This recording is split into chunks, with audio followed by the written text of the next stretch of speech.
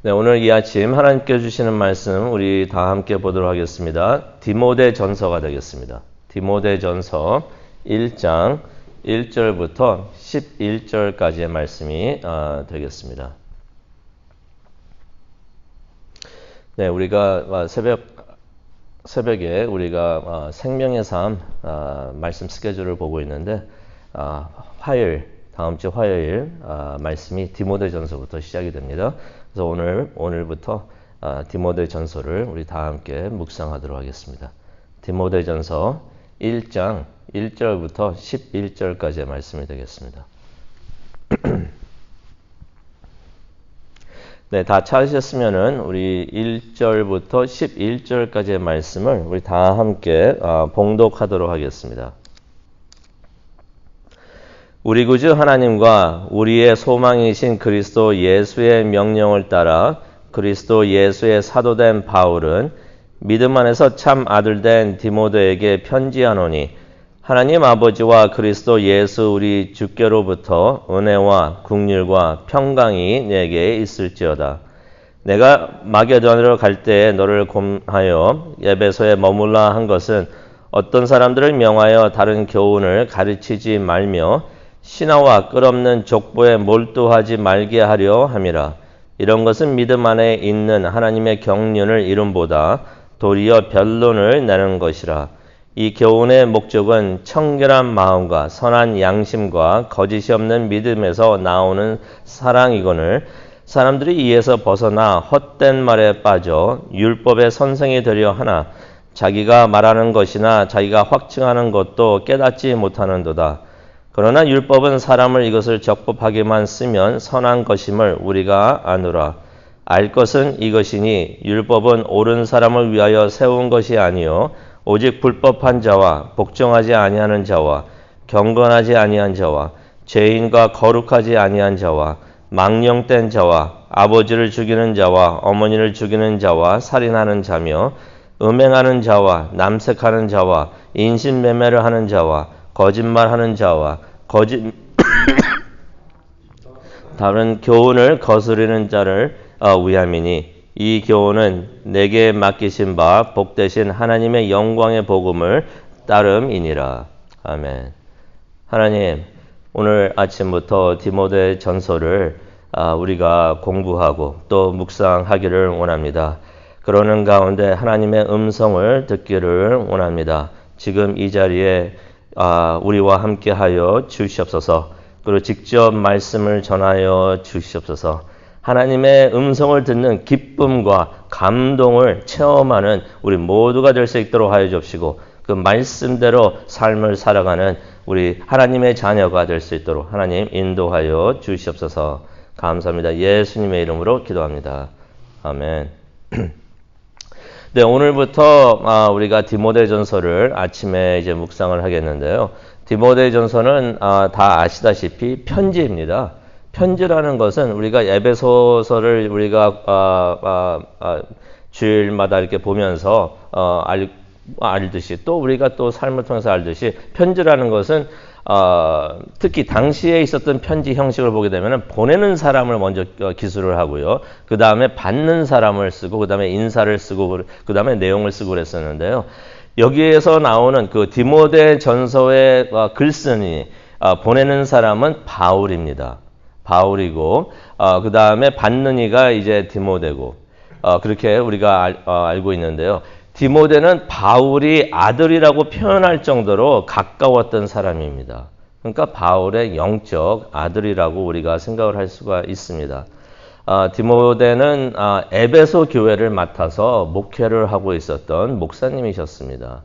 그리고 그렇다면 이제 바울의 동역자라고도 우리가 볼 수가 있는데요. 오늘 바울이 디모데에게 보낸 편지 첫 부분을 보면서 묵상하기를 원합니다. 당시 편지 쓰던 형식 다시 말씀드리면 보내는 이가 있고 받는 이가 있고 인사가 있고 내용이 있는데요. 편지를 쓴 사람은 바울입니다. 그래서 1절에도 보면은 그 말씀이 나오죠. 우리 구주 하나님과 우리의 소망이신 그리스도 예수의 명령을 따라 그리스도 예수의 사도된 바울은 바울이 이 편지를 썼다는 것입니다. 근데 이 바울이 자신을 어떻게 표현을 하고 있냐면 1절에 보니까 하나님과 예수님의 명령으로 그리스도의 사도가 된 사람이다라고서 바울이 스스로를 그렇게 표현을 하고 있습니다. 바울이 그렇게 많이 표현을 하죠. 그래서 이 말씀을 보면서 바울이 평소에 쓰던 표현이라고 우리가 생각을 할 수도 있지만은 특히 디모데에게 편지를 쓰고 있었다는 것을 우리가 생각을 한다면은 또 깊은 의미가 있겠구나. 또 바울이 특별한 메시지를 주고 싶었구나 하는 것을 우리가 볼 수가 있습니다. 아시다시피 디모데는 비교적 젊은 목사님이셨습니다. 그래서 좀 무시를 당했습니다. 교회에서. 교인들한테 무시를 좀 당하고 말을 많이 들었어요. 그래가지고 힘든 목회 시기를 보내고 있었는데요. 어쩌면 디모데가 에베소 교회를 목회를 하면서 회의를 느꼈을 수도 있습니다. 내가 이곳에서 목회하는 것이 잘하는 일인가 하면서 회의를 가졌을 수도 있는데 그때 바울이 디모데에게 편지를 쓰면서 이런 메시지를 주시는 것입니다. 이 3절을 보게 되면은 디모데가 에베소 교회에 가서 목회를 하게 됐던 이유가 바울이 디모데를 그쪽에 보냈던 것입니다. 권면해가지고 에베소에 남아 있으면서 목회를 하라고 그렇게 했던 사람이 바로 바울이었던 것이에요.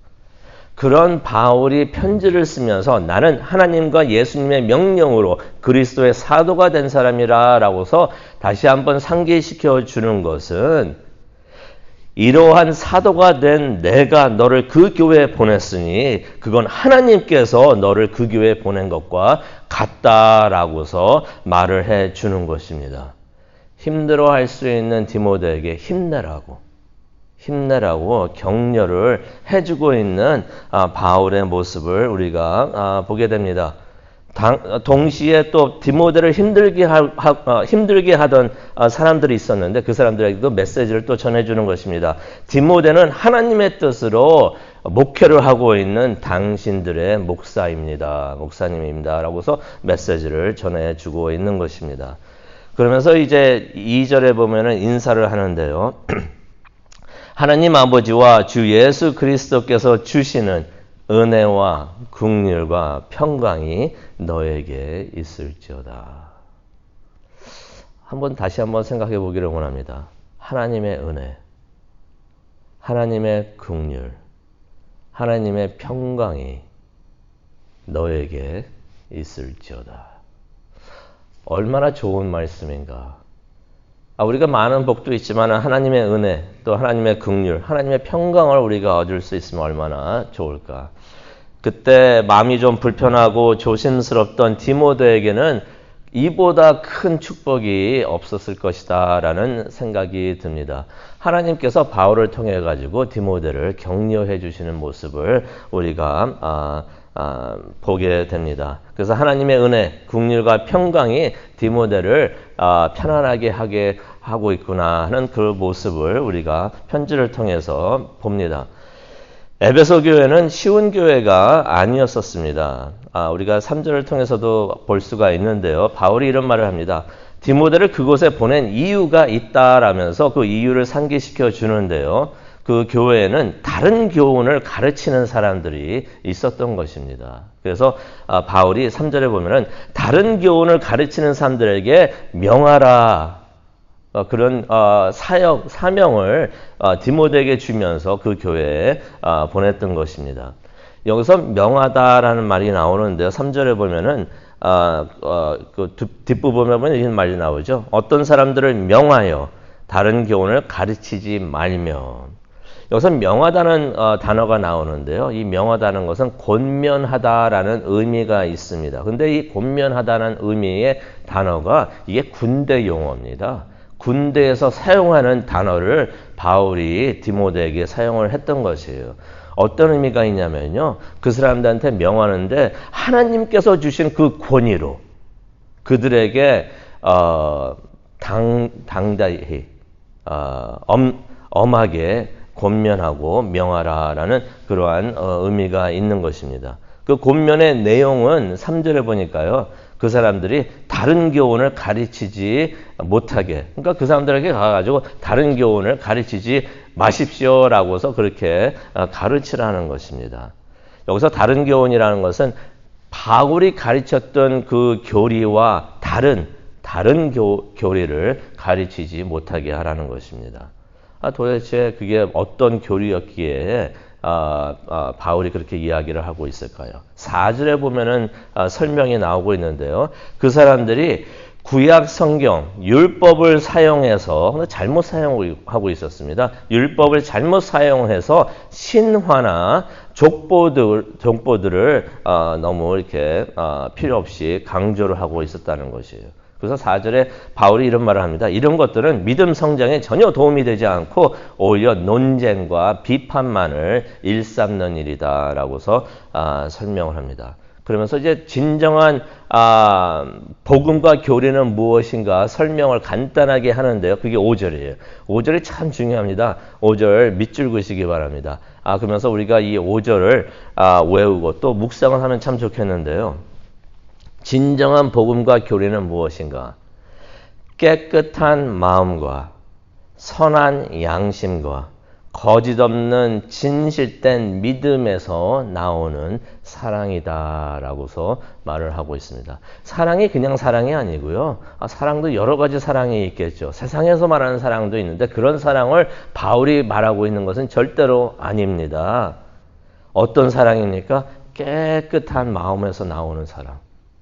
선한 양심에서 나오는 사랑. 그리고 거짓 없는 진실된 믿음에서 하나님을 향한 믿음에서 나오는 사랑을 가르치는 것이 그 진정한 복음이고 교리라는 것입니다. 그런 사랑으로 하나님을 사랑하고 그런 사랑으로서 이웃을 사랑하라는 것입니다. 그런데 거짓된 교훈을 가르치고 있던 사람들이 강조하고 있었던 것은 율법이었던 것이. 7절에 보니까 율법, 그들은 그냥 율법만 강조하고 있었던 것이에요. 8절에 보니까 율법이란 것은 또 율법을 또 잘못 이해하면 안 됩니다. 율법은 그러면 나쁜 거구나 라고 생각할 수가 있는데 절대로 그게 아닙니다. 8절에 보니까 율법은 선한 것이라고 말을 하고 있습니다. 하지만 이 선한 율법을 잘 사용을 해야 되는 것이에요. 이 에베소 교회에 있던 어떤 사람들은 이 율법을 잘못 사용하고 있었다는 것입니다. 그래서 여기 8절에 보니까 바울이 율법은 잘 사용해야 된다라고서 말을 하고 있습니다. 하나님께서 율법을 주신 이유는 이 세상에서 구약을 통해서 하나님께서 율법을 주셨는데 이 율법을 주신 이유가 있습니다. 율법이 선포되기 전에는 이 세상에서 너무나 죄가 많이 있었던 것이에요. 근데 사람들이 뭐가 죄인지도 몰랐던 것입니다. 그냥 세상에 있으면서 이게 다 이루어지고 있으니까 이게 이렇게 세상이 이렇게 돌아가고 있으니까 이런 모습을 하고 있으니까 그냥 그런가 보다 생각하고 있었는데 하나님께서 죄를 짓고 있던 사람들에게 이것은 죄다 하면서 이것이 하나님의 의다라고 하면서 가르치기 위해서 하나님께서 주신 것이 바로 구약에 있는 율법이었던 것이에요. 무엇이 죄이고 무엇이 하나님 보시기에 선한 것인지 알리기 위해서 하나님께서 주신 것이 바로 율법이었던 것입니다. 그것을 바울이 약간 더 설명을 하고 있는데요. 다 말을 할 수는 없습니다. 그래서 대표적인 것들 몇 가지를 9절과 10절을 통해서 말씀해 주고 있는데요. 첫 번째는 9절을 보니까 불순종하는 것, 경건하지 않은 것, 거룩하지 않는 것, 세속적인 것, 아버지와 어머니를 죽이고 살인하는 것, 이 모든 것들이 죄라는 것이. 또 10절에 보니까 음행, 그리고 남색. 여기서 말하는 남색은 동성애를 말하고 있습니다. 인신매매, 거짓말, 거짓 맹세 등 이런 걸 얘기를 하면서 잘못 이해하면 이거 외에는 죄가 아니구나 라고 생각할 수가 있으니까 10절에 바울이 더 보충 설명을 합니다. 예수님의 복음에 거스르는 모든 것이 죄라는 것을 가르치기 위함이다. 하나님께서 율법을 주신 것은 그 뭐가 죄인지 확실하게 알리기 위해서 하나님께서 그렇게 주셨다는 것이에요. 그러면서 11절에 보니까 바울에게 맡겨진 복음은 죄인들을 구원하는 복음이다. 죄를 깨닫고 구원으로 이르게 하는 영광스러운 복음이다 라면서 바울이 이야기를 하고 있습니다. 오늘 이 말씀을 보면서 우리가 기도하는 시간을 가졌으면 좋겠는데요. 예나 지금이나 우리 주위에는 논쟁과 비판으로 이끄는 교훈들이 많이 있습니다. 이러한 교훈들은요, 항상 분열과 분쟁을 초래합니다. 우리는 이것들에 몰두하고 이것들에 이끌리는 것이 아니라 이런 교훈을 가르치지 말게 하라라고서 하나님께서 바울을 통해 말씀하신 것은 우리에게도 주신 말씀인 줄로 믿습니다. 분열과 분쟁을 초래하는 이러한 거짓 교리를 가르치는 것이 아니라 대신 우리는 깨끗한 마음, 선한 양심, 진실된 믿음에서 나오는 사랑을 전하기를 원합니다. 그것을 위해서 오늘 이 아침에도 나온 줄을 믿습니다. 이 복음을 전하는 사명을 하나님께서 바울과 디모데에게도 주셨는데 우리에게도 주시는 줄로 믿습니다. 이 복음의 횃불을 들고서 하나님께서 불러주시는 그 순간까지 열심히 달려가는 우리 모두가 되고 우리 교회가 되기를 간절히 축원합니다. 아멘. 하나님, 오늘 말씀을 주시면서 우리의 사명이 무엇인지 다시 한번 생각하게 해주시니 정말로 감사합니다. 오늘 이 아침 우리를 불러주시고 이 말씀을 묵상하게 하신 것은 하나님께서 우리를 이러한 사명을 위해서 깨끗한 마음과 선한 양심과 진실된 믿음에서 나오는 사랑을 우리에게 다시 한번 주시면서 상기시켜 주시면서 이러한 사명을 우리에게 주시는 줄로 믿습니다. 그 사명을 붙들고 열심히 달려가는 우리 모두가 될 수 있도록 하나님 은혜 내려 주시옵소서. 그것을 위해서 기도하기를 원합니다. 기도하는 우리 모두에게 기름 부어 주시옵소서. 감사합니다. 예수님의 이름으로 기도합니다. 아멘.